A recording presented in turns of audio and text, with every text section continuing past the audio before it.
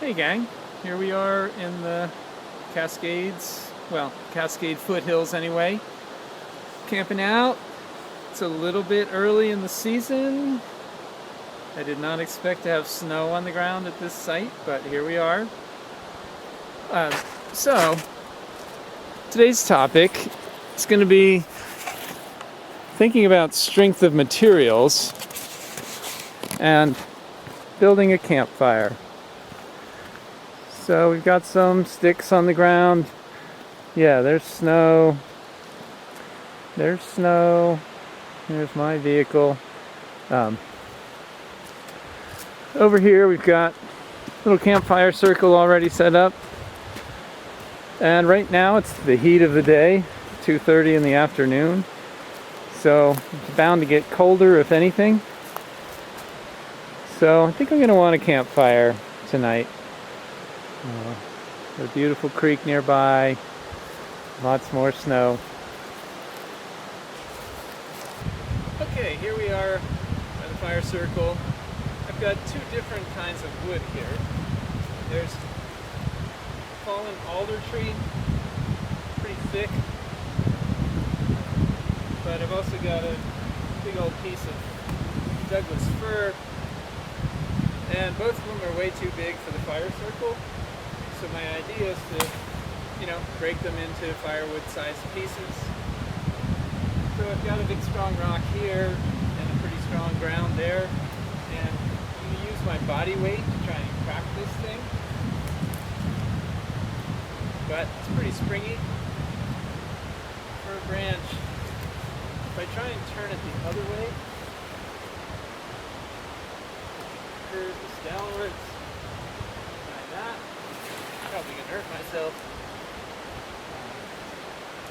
I guess my point here is that this Douglas fir branch is not going to easily crack just by jumping. However, where the branch structure is, if I go against this, the Y-shaped branch here,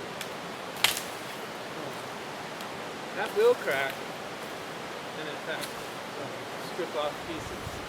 So if you look at the notches, that's kind of a weak point. And once I've gotten one side of the notch, it's possible I can break the other side now that it's thin.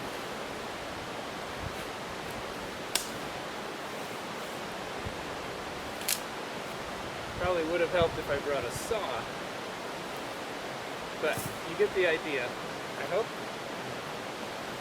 So knowing the structure of these plants, or what their tendencies are, is really helpful in somewhat of a survival situation. So I don't have much hope of cracking this thing, even if I brace both ends up pretty high, which maybe I can do. But let me switch to the alder. So this one, I can barely lift. Pretty fat around, I can't even fit my fingers around it. Definitely thicker than the fir. But if I set this one up, alder is different, and I do believe it's going to crack if I put my body weight on it. Yeah, sure enough, still too big to fit in the fire. My idea is to break off firewood-sized pieces. So another trick I'm doing thus far is to use the edge of this rock as fulcrum. And the way alder is, if I whack it just right, it should shatter right on that grate.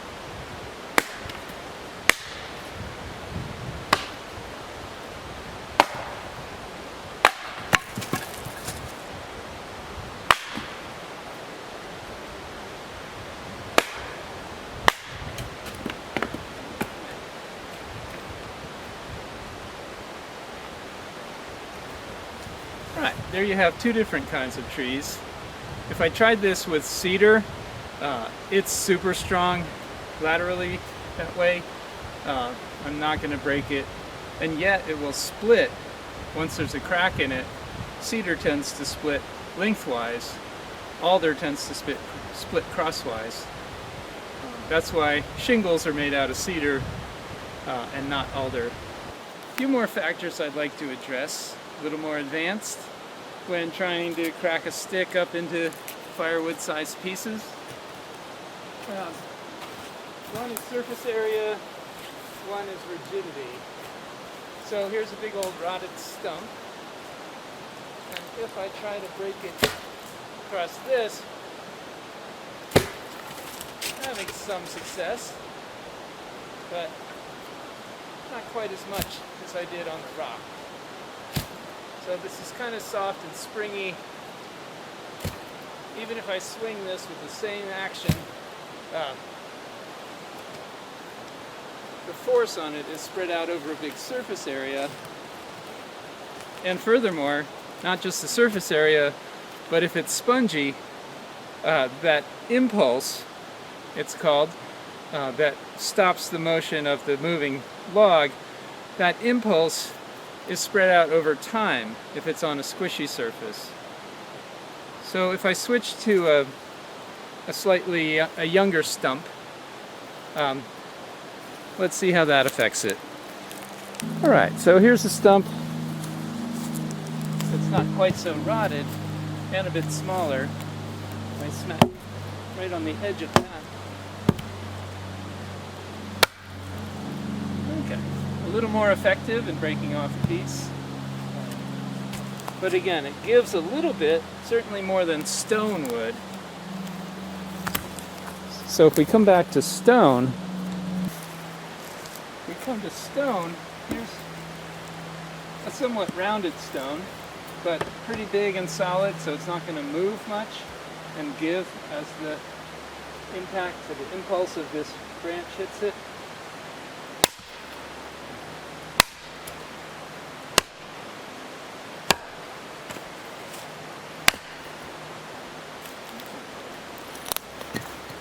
Yeah, much easier.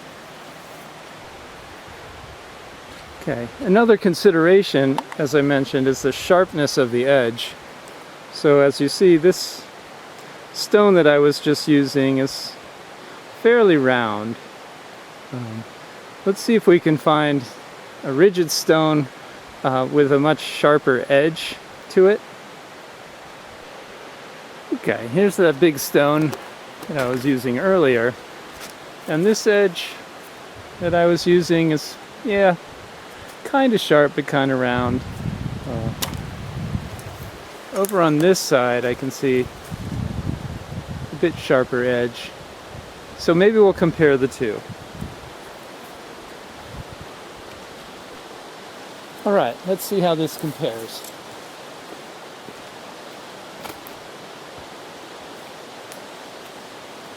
I'm over here on the somewhat rounded edge.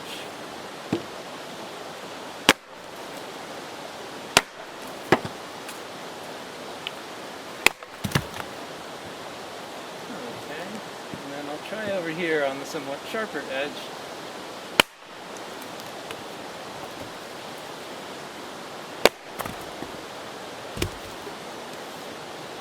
Right. So you may be wondering why a sharp edge would matter. And if you think about the impact of this stick coming down, if it's hitting on a flat surface, it's spread out over a lot of surface area, so the force can be spread out. Each piece of the wood gets a little bit of force.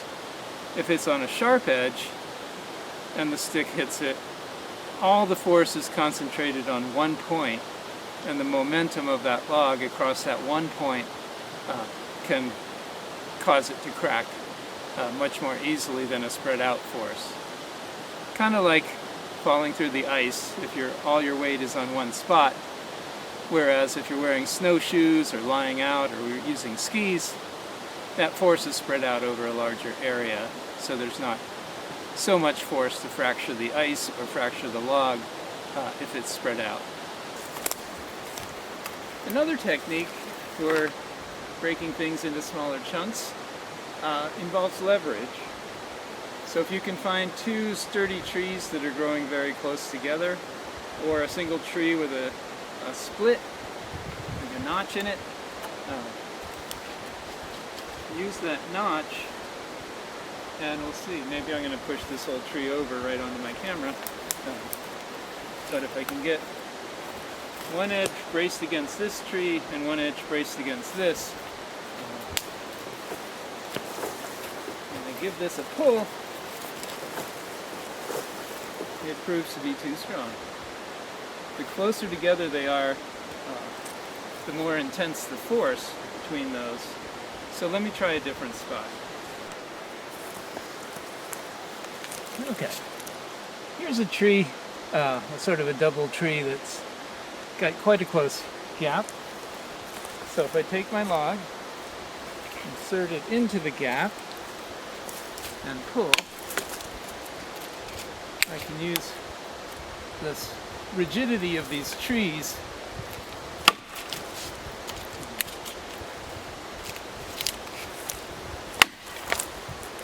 as leverage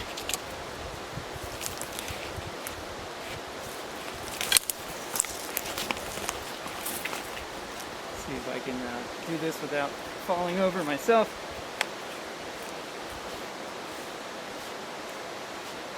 Okay, my end of the lever arm is getting pretty small. We might just have to burn this one in half. And it would be better to have the other end against something really rigid, like another rock, but there's not one right here at the moment. If I try jumping on this with both feet, I'm probably going to slip and hurt myself. So I can't quite get enough force with just one foot. So I'm going to use an ancient instrument called a club. So it's hard for me to generate enough force using just my own body. But with this, if I get it swinging and use its own momentum and its weight, gravity, it's able to put a considerable force on there. Especially, the faster it's moving, the more impact it's going to have. Let's see if I can even crack that one more time.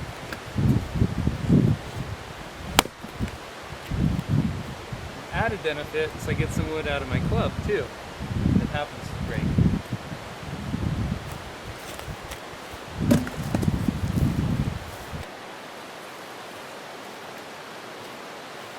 Okay, here's another setup that's not quite as rigid as stone, but I've got two wood rounds that some other camper has left here.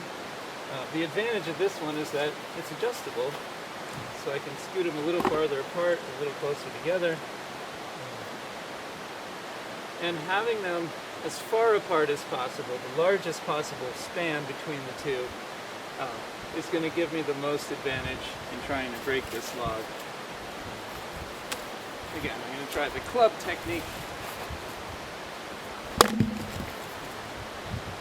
And sometimes it just breaks the ends off. Okay, I got that with a split.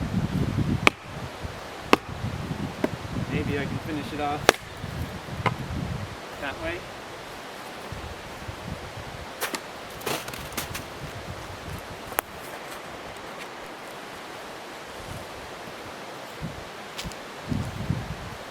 Here's another pretty thick piece of wood. I'm going to try again.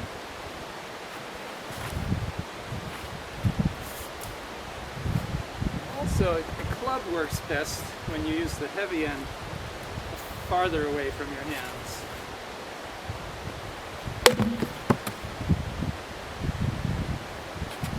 It's the same weight to lift, but as you swing it, the end with more mass is going to give more momentum to that strike than if you just use the skinnier end as the striking end. Even though it might be a little harder or easier to hold up.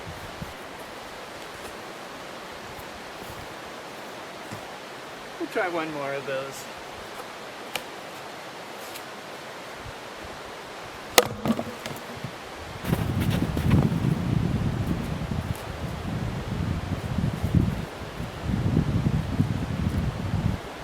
Alder!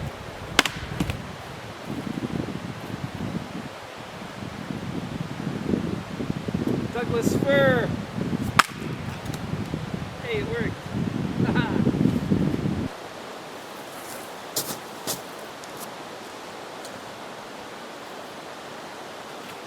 Wow, this video thing is a good distraction. I didn't even notice I was working this hard to make this much firewood. There are two considerations as I think about this campsite. One, is it safe in terms of, will I get crushed tonight if a wind comes up while I sleep or while I'm just hanging out around camp? The second is, will I be able to get out of here when the time comes?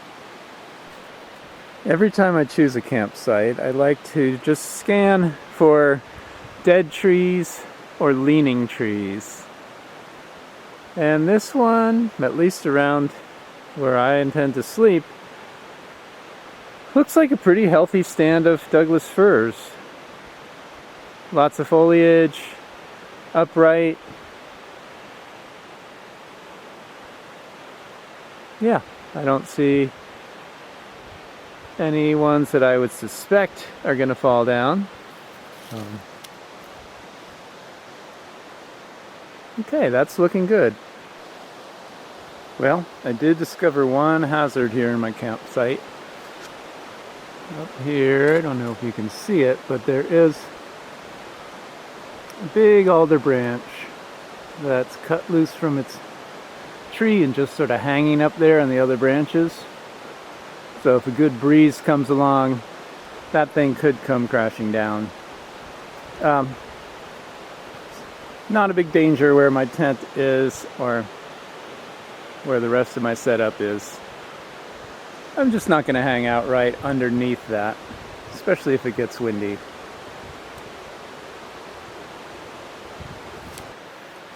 The other issue was this driveway. It's actually pretty steep. And coming in, I had the advantage of gravity pulling my car downslope. I got a little bit of momentum to blast through some of these snowdrifts. But going back up, gravity against me, working on snow, I'm hoping some of this will melt in the next couple days. I'm here for 2 nights. But snow actually doesn't melt very fast, especially if it's not very hot out. Even when it is, it takes a substantial amount of time to break apart all those solid crystals, turn them back into liquid without actually warming up the land at all.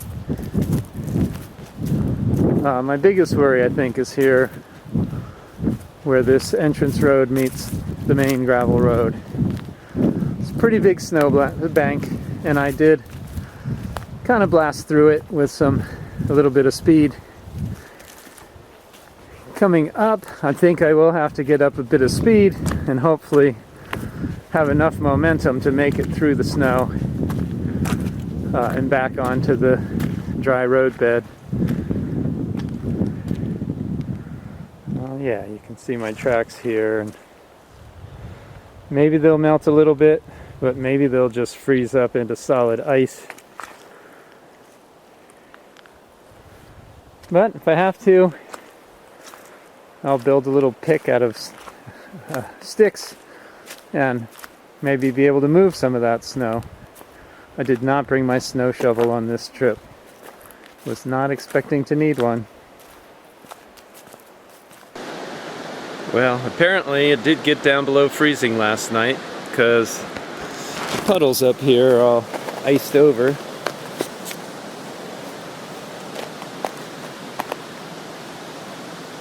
Interestingly, when ice freezes from liquid water, it actually gives off heat. So the air temperature is not quite as cold as it would be if there weren't ice forming.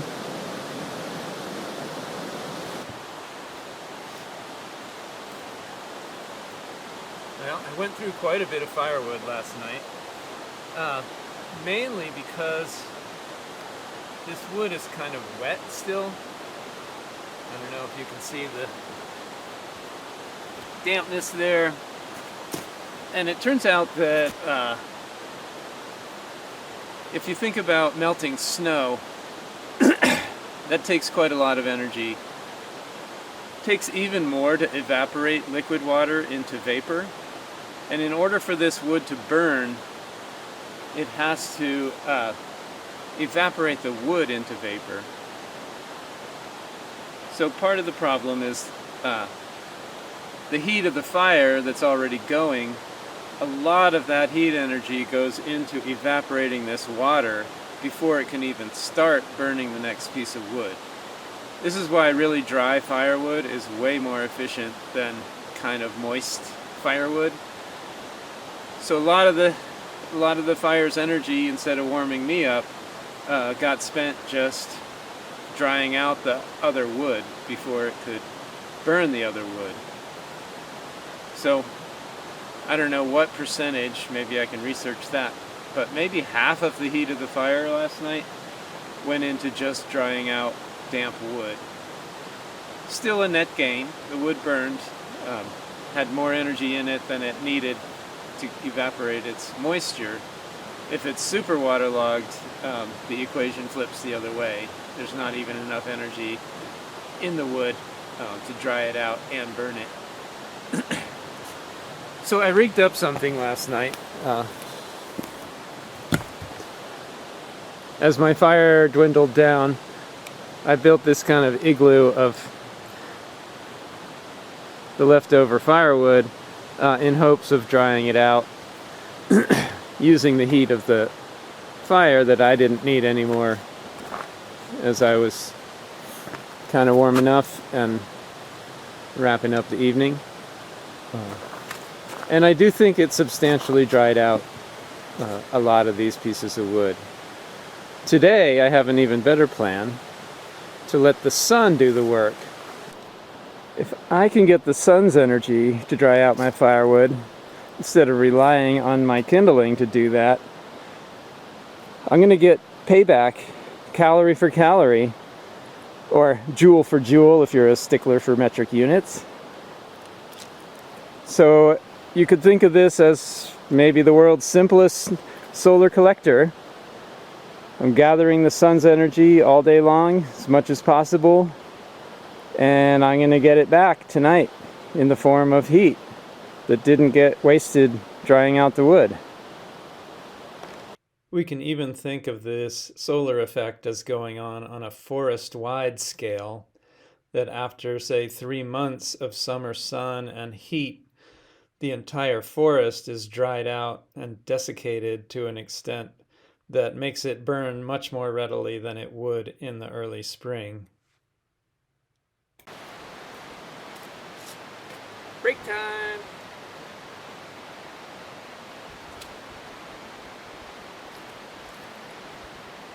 Applied geometry.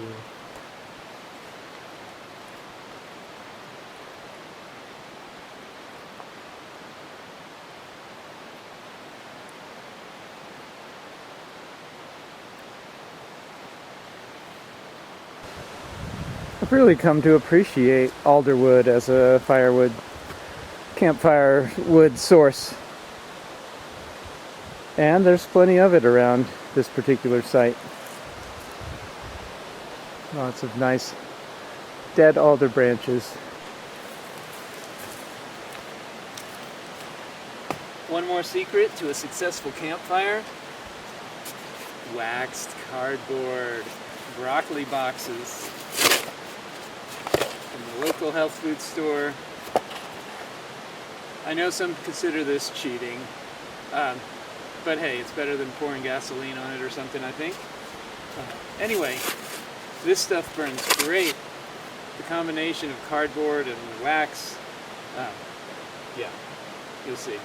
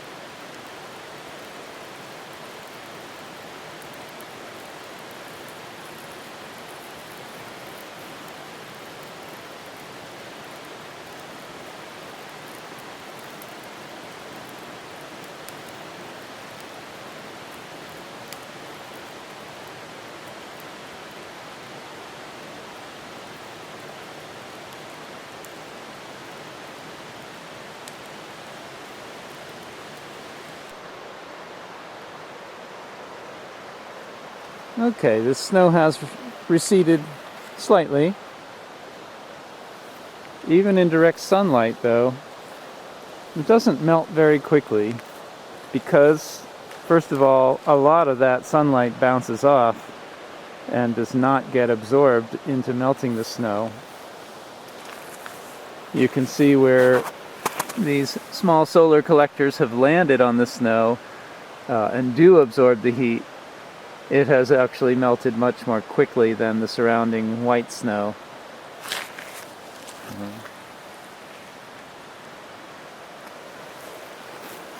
And secondly, a lot of the heat that comes in from the sunlight goes into breaking apart the ice crystals into freezing cold water. And that is actually quite a high quantity.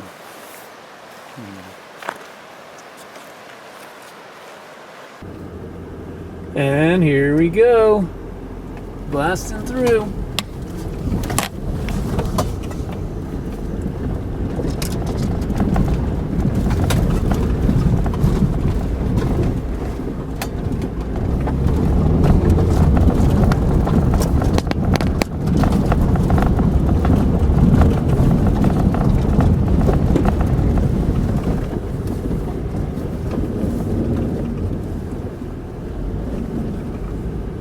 Wee-haw! We made it!